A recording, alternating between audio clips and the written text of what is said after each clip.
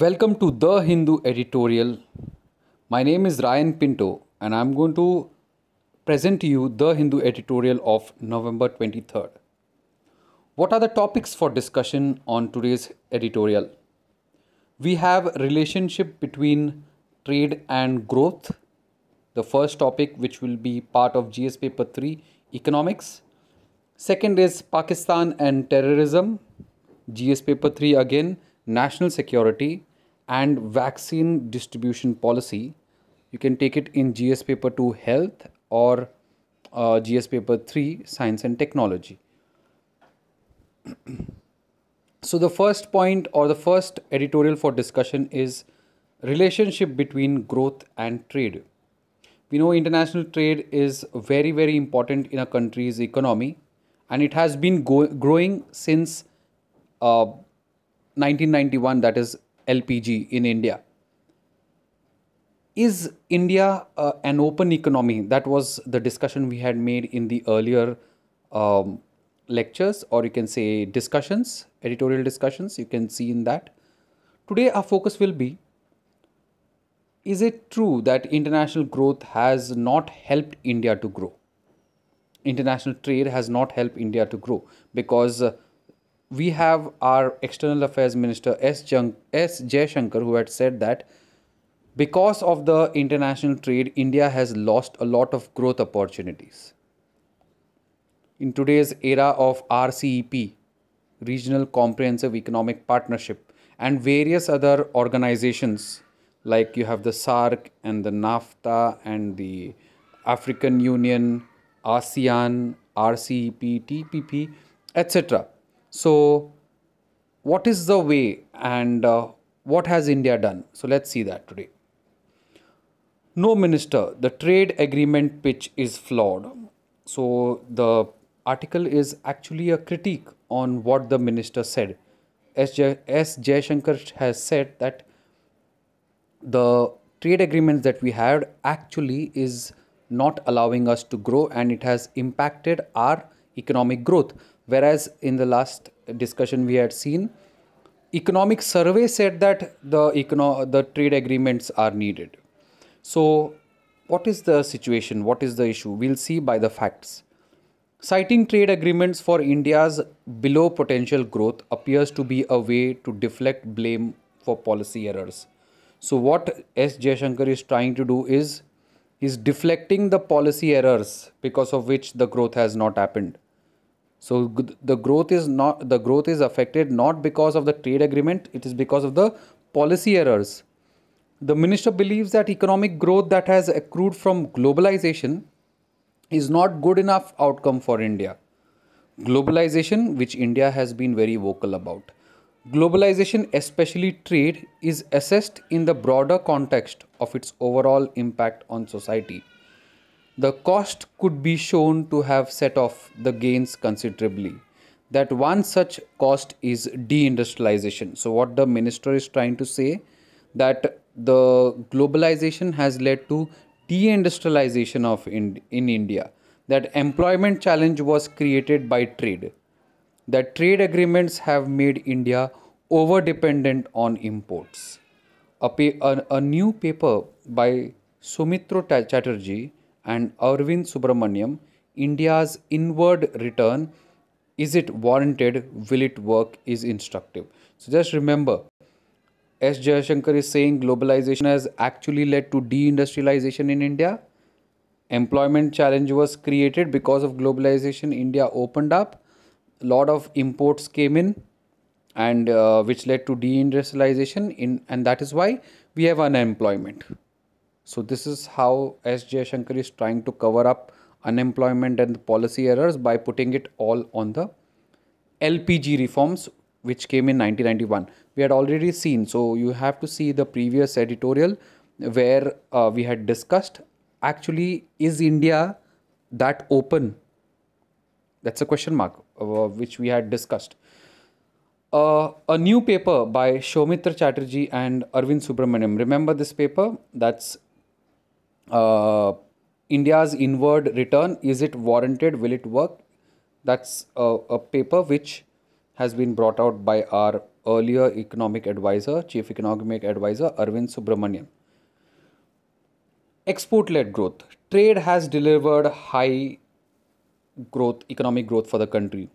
India's record of export led growth cannot be dismissed. So, we are going to see how the export led growth has been beneficial. Many times, questions will be asked in UPSC.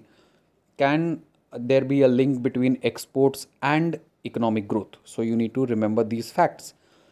Between 1995 and 2018, overall India's export grew at a pace of 13.4% in dollars annually. So India's export increased 13.4%. So growth every year was 13.4%.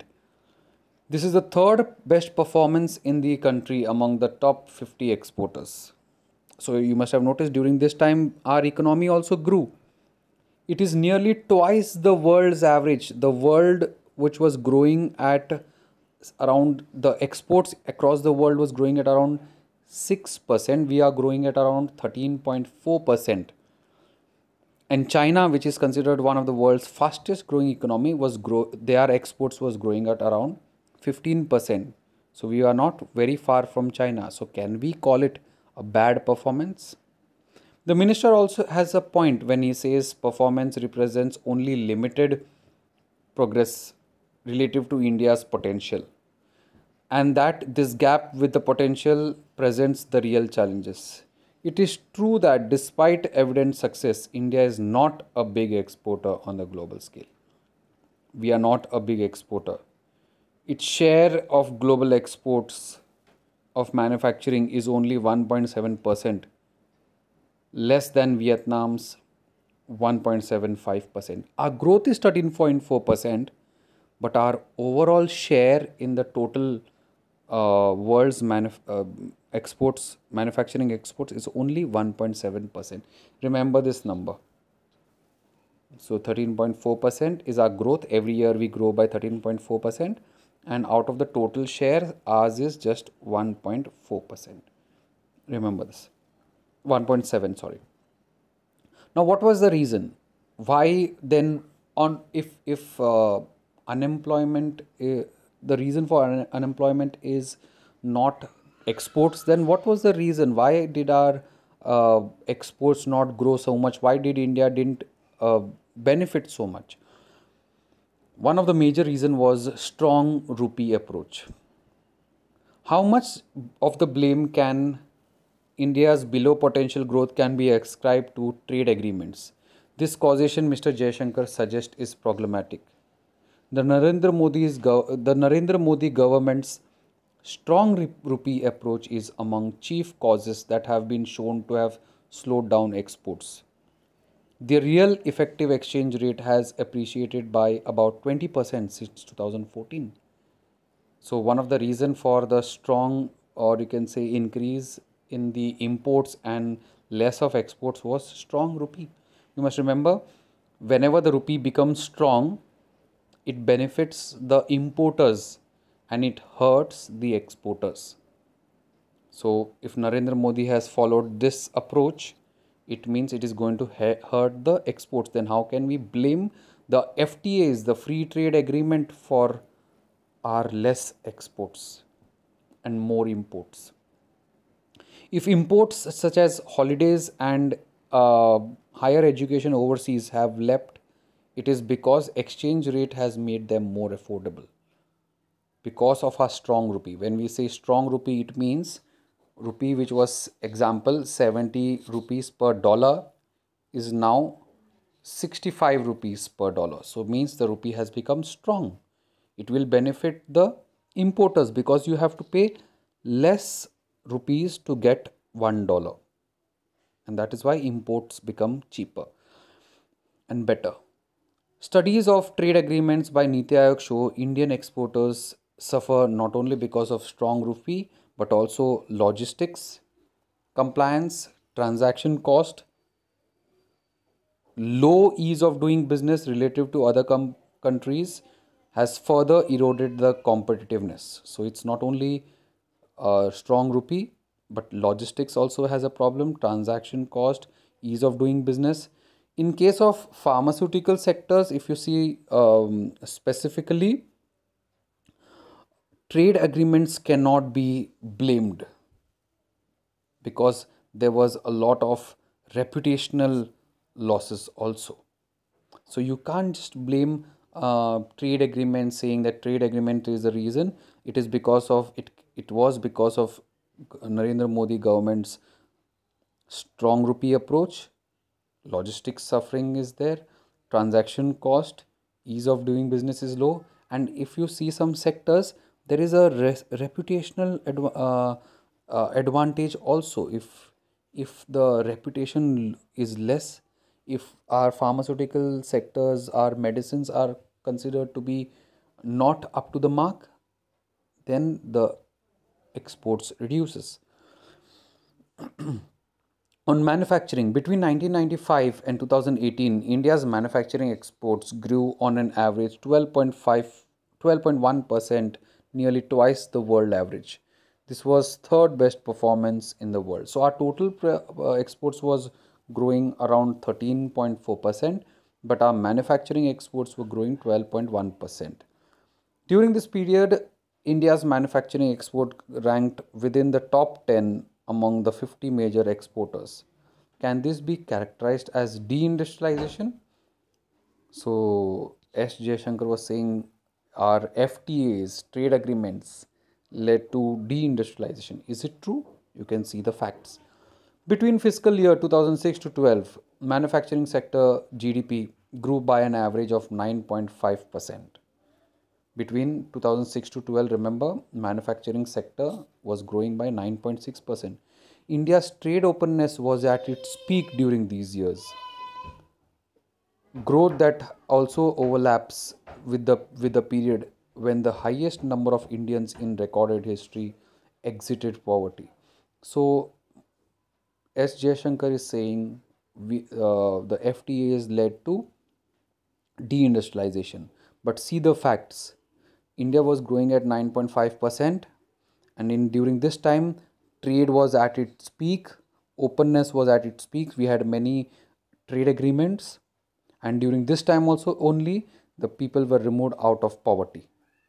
Then over the next 6 years, manufacturing sector GDP growth declined to 7.4%, coinciding with the phase of corruption, banking crisis, demonetization, GST, none of which were the consequences of trade agreements. So you can't blame the trade agreements for our exports to fall, resulting in deindustrialization, resulting in less employment. So this is just deflecting of the issue.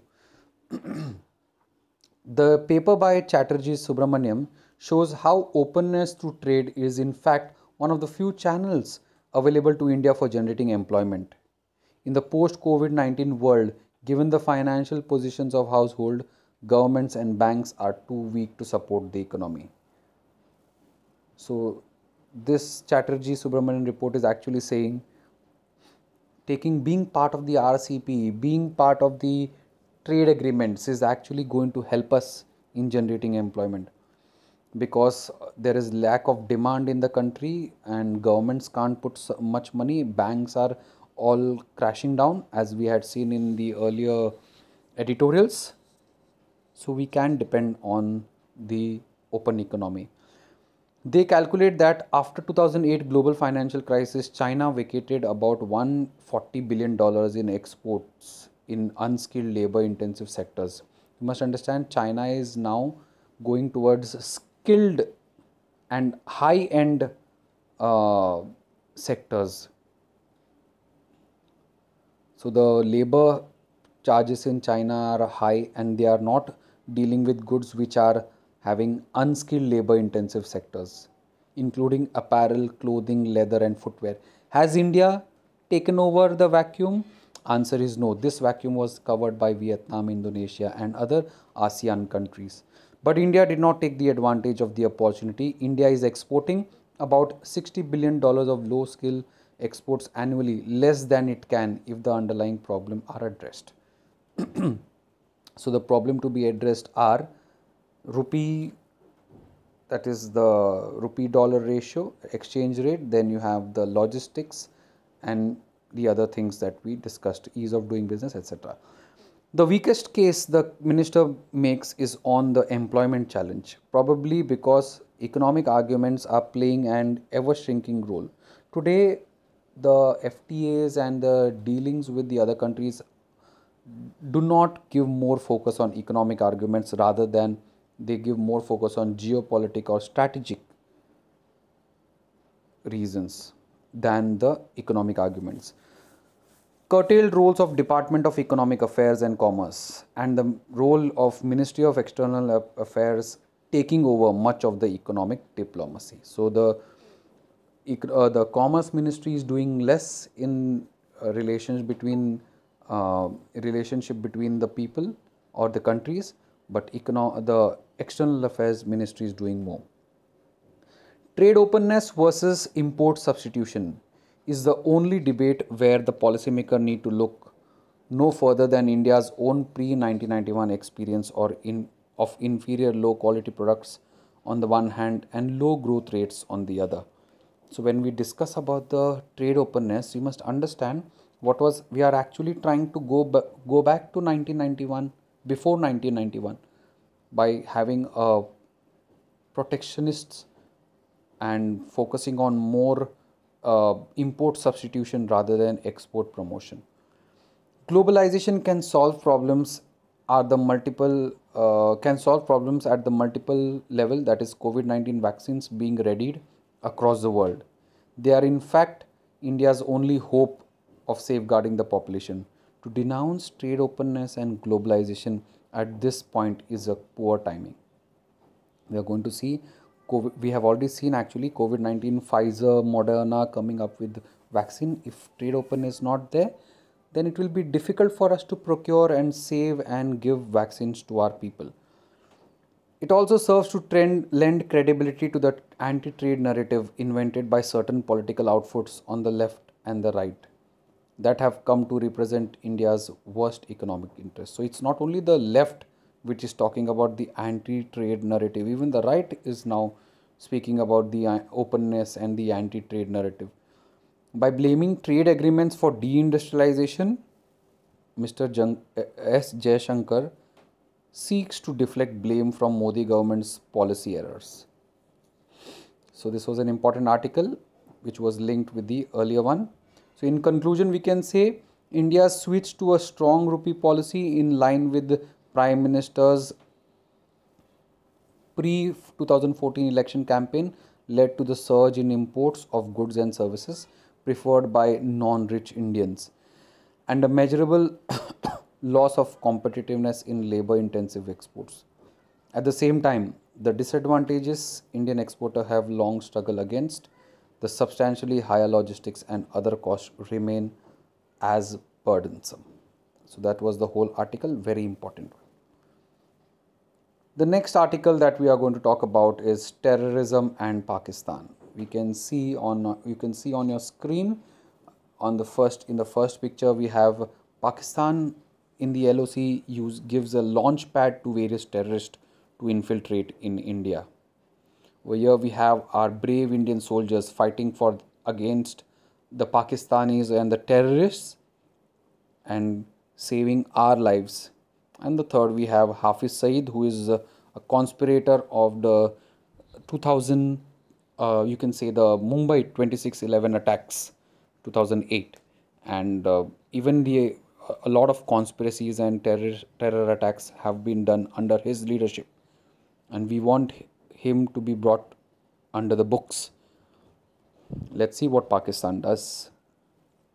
Pressure and punishment. The world must force Pakistan to take tangible steps against terror networks. The conviction of Hafiz Saeed. So you have seen the picture, a UN designated terrorist whom India and the US blame for 2008 Mumbai terror attacks that killed 166 by a Lahore anti-terrorism court on terror finance charges, shows that Pakistan can be forced to act against terror networks under international pressure. So Hafiz Saeed has been convicted and given around 10 years of imprisonment. It shows that if international pressure is put, Pakistan can be forced to take action against terrorism. Pakistan uses its terrorism as a policy for diplomacy. So that's a very dangerous policy. And against India, we know it uses bleeding India with thousand cuts, because Pakistan knows that India cannot be defeated in a conventional battle. So they use these tactics. The repeated convictions of someone who was a favorite of Pakistan's military establishment till a few years ago in terror financing cases underscores the concerns India and the US have about his operations. So, about Hafiz Saeed, you must know he was a favorite of Pakistan's military. He first found LET in the 1990s, targeting India. When the terror group came under international pressure, he revived the JUD, supposedly an Islamic charity organization, in 2002, which India accuses of being an LET front. So he started with the LET, and then since it was under pressure because of anti-India activities, he changed the name to, or he can say, he changed it to JUD. So LET is Lashkar-e-Taiba and JUD is Jamaat-ud-Dawa. So JUD is actually a charitable organization. So just imagine, behind the garb of, or you can say cover of charitable organization, they are doing anti-India activities. Even after Mumbai attacks, Pakistan refused to act against Saeed and his networks.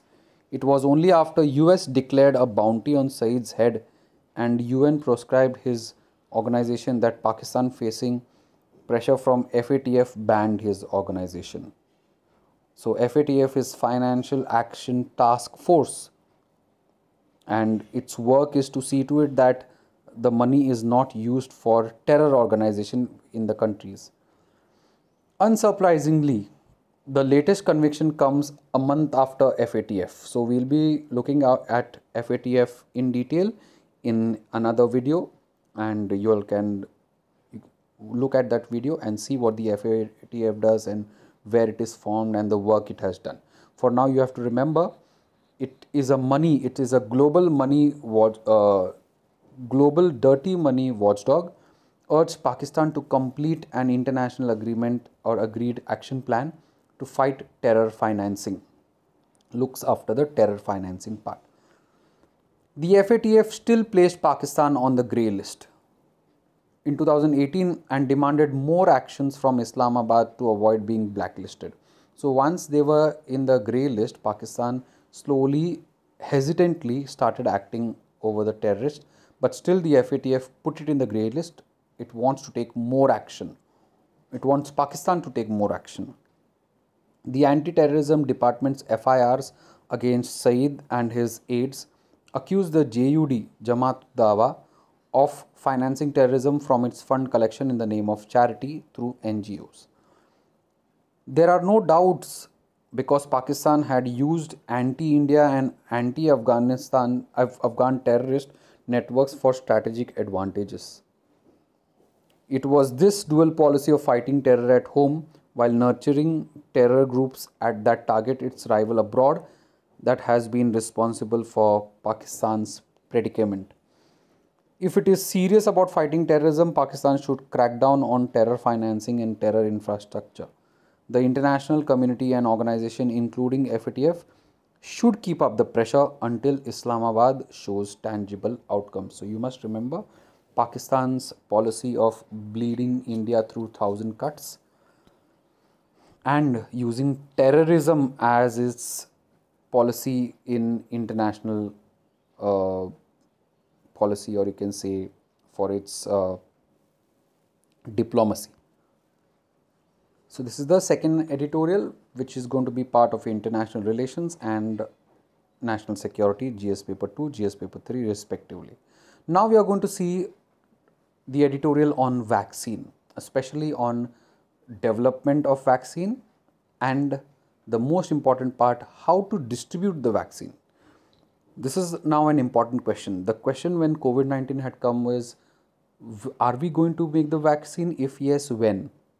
Then the question came, how many countries will be making the vaccine and when are we going to get the vaccine? Now the question is, since many vaccines are in the phase 3 of the trials, they are very close, is now the question is on the distribution part.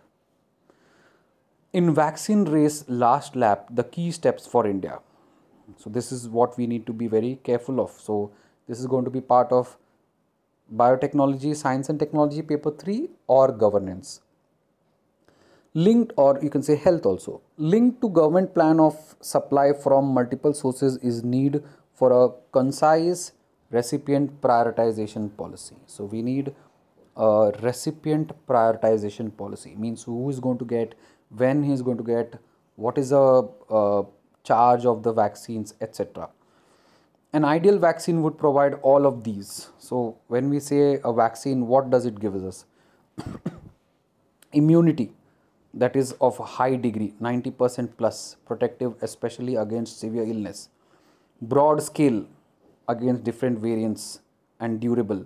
Vaccine that is safe, little or no side effects, and definitely no serious adverse effects. A vaccine that is cheap. So remember, it should be giving us immunity, it should have a broad scale, it should be safe, cheap. A vaccine that is programmatically suitable, single dose can be kept at room temperature or at worst needs simple refrigeration, 2 degrees to 4 degrees. Needle free delivery, a vaccine that is available in multi-dose vials. Multi-dose vials means you can take more than one dose in liquid form, having long shelf life and can be used for rapid production. This is how an ideal vaccine is. Remember, it should be give us immunity, it should be safe, broad scale.